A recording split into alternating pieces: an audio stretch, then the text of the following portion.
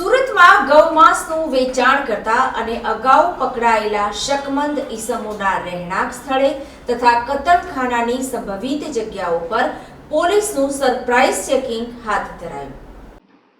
ગૌમાંસના વેપાર પર પ્રતિબંધ લગાવવામાં આવ્યો છે, તેમ છતાં ચોરી છુપીથી આ પ્રકારનો ધંધો થતો હોવાથી આરોપીઓ અવારનવાર ઝડપાઈ જતા હોય છે.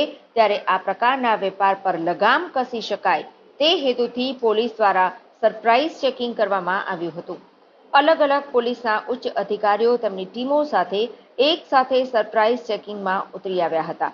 ગૌમાંસનો વેપાર કરતા અગાઉ પકડાયેલા શકમંદ ઈસમોના રહેણાંક સ્થળો તેમજ કતલખાનાની સંભવિત જગ્યાઓએ લાલગેટ પોલીસ ઇન્સ્પેક્ટર, ચોક બજાર પોલીસ ઇન્સ્પેક્ટર તથા મહિધરપુરા પોલીસ ઇન્સ્પેક્ટર અને ડીસીપી સહિત તેઓની સર્વેલન્સ સ્ટાફના પોલીસ માણસોની અલગ અલગ ટીમો બનાવી ઓચિંતા એક સાથે સરપ્રાઇઝ ચેકિંગ હાથ ધરવામાં આવ્યું હતું.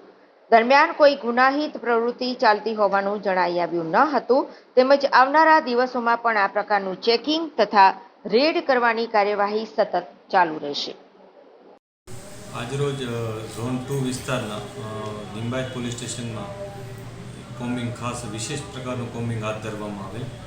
આ કોમ્બિંગમાં અગાઉ જે લોકો ઉપર ગૌવંશ હત્યાના અથવા ગૌવંશનું જે માંસ વેચવાના માટેના ગુનાઓ દાખલ થયા હતા એ પ્રકારના જૂના ગુનેગારોના કામ કરવાના વિસ્તાર અને રહેઠાણ કે જ્યાં અગાઉ માંસ મળી આવેલ હતું ત્યાં અમે કોમ્બિંગ કરી હતી, રેડ કરી હતી.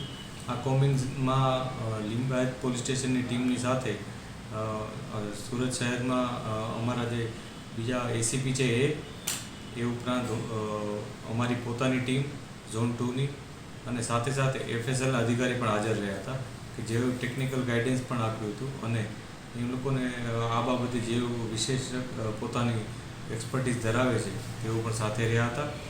આ સમગ્ર બનાવમાં અમે સંયુક્ત રીતના એક કોમ્બિંગ કર્યું હતું. તમામ જગ્યાએ તપાસ કરી હતી. હાલ કોઈ એવી કોઈ ગેરકાનૂની વસ્તુ કે ગેરવ્યાજબી વસ્તુ મળી આવેલ ન હતી, પરંતુ લોકોને અમે અપીલ પણ કરી હતી કે આવી કોઈ પણ વસ્તુઓનો કોઈ સંગ્રહ ન કરે અથવા આવા કોઈ પણ ગૌવંશની હત્યામાંનો કોઈ પણ બનાવ ન બને એની તકેદારી રાખે. જે પણ નિયમો છે, જે પણ કાયદો છે, કાયદાની મર્યાદામાં રહી અને કામગીરી કરે.